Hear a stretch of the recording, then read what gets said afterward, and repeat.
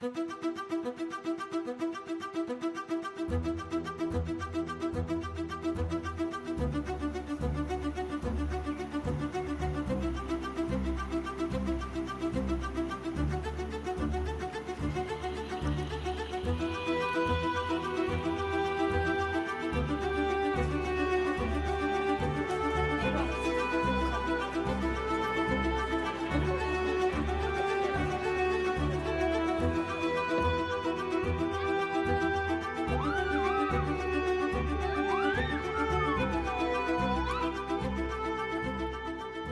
au début, c'était d'abord la proximité centre-ville de Metz, qui avait justement beaucoup d'activités, de vie, y compris des écoles, y compris des commerces, etc. Donc on ne voulait pas non plus s'isoler complètement. Donc c'est pour ça que Verny était un très bon compromis entre le centre-ville et la campagne.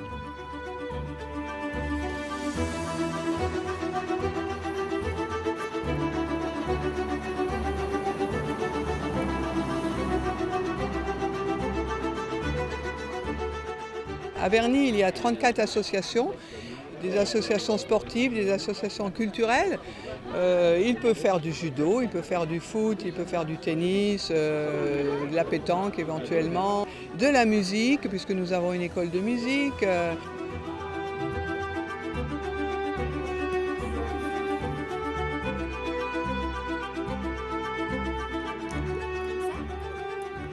Le terrain nous a plu, le secteur nous a plu, la politique de la ville nous a plu, mais après, tout ce qui est passé par-dessus avec l'esprit village et humain nous a fini de nous convaincre.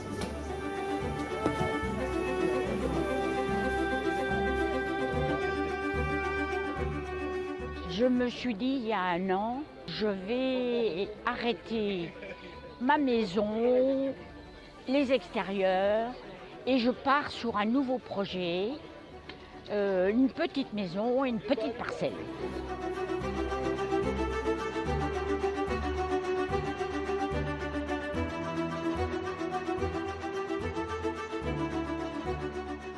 La commune s'est inscrite depuis plusieurs années maintenant dans l'esprit du développement durable.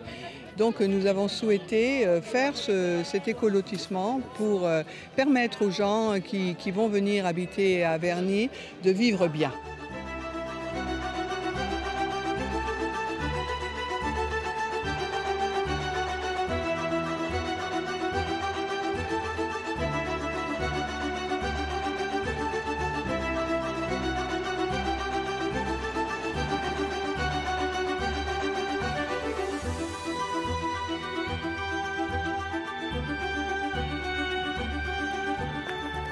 Quand on parle de confort, donc le passif passe par le confort, il parle de confort technique, donc physique, donc une meilleure qualité de l'air, une meilleure isolation, un confort thermique tout simplement. Après, on peut le modéliser, mais c'est d'arriver à être bien dans sa maison.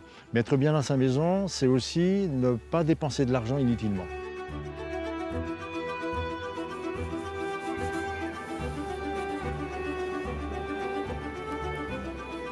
J'ai trouvé qu'il y a une dimension humaine que je n'ai pas retrouvée sur les autres opérations classiques. On aborde les opérations de manière plus équilibrée. Nous avons posé nos idées, nous avons travaillé aussi avec une association notamment, avec des professionnels pour nous permettre de réfléchir à ce projet.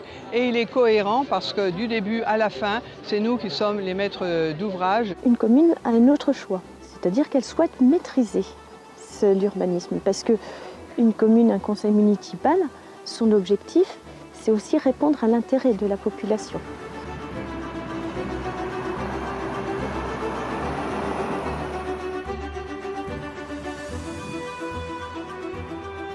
Un bon aménagement urbain, c'est avant tout une bonne préparation à l'architecture. J'aime bien ce mot, c'est de dire qu'on prépare, parce qu'en fait l'architecture on ne la maîtrise pas. Donc il faut pouvoir rendre possible que chacun fasse son monde sans qu'il ait une nuisance entre guillemets d'ensoleillement, de masque solaire avec le voisin. C'est pour moi une certaine logique qui devrait être appliquée à toutes les habitations. Exemple concret, toutes les ouvertures de chaque habitation dans cet écoquartier sont orientées plein sud. Ce qui est justement pour les habitants primordial parce qu'on récupère la lumière déjà du soleil, y compris sa chaleur. Donc du coup, on dépense moins justement en termes de chauffage et en isolation, etc. Donc pour moi, c'est une logique de construction qu'il faut aussi appliquer à la logique de vie.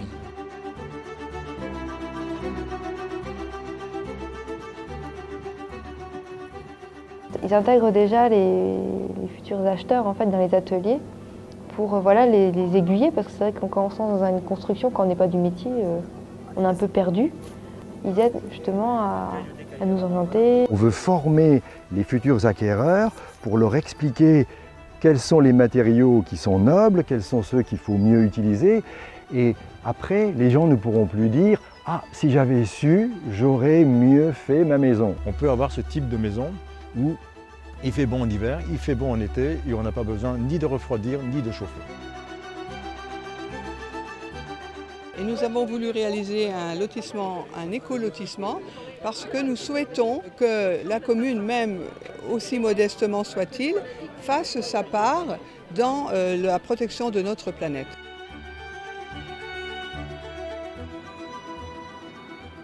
Je pense que l'humain a besoin du végétal, de l'animal, et donc là c'est une des qualités de cette commune et de ce lotissement. Si chacun, dans son secteur, dans son coin, fait sa part, aussi petite soit-elle, cela peut aider à protéger cette planète. Un choix pour l'avenir tout simplement.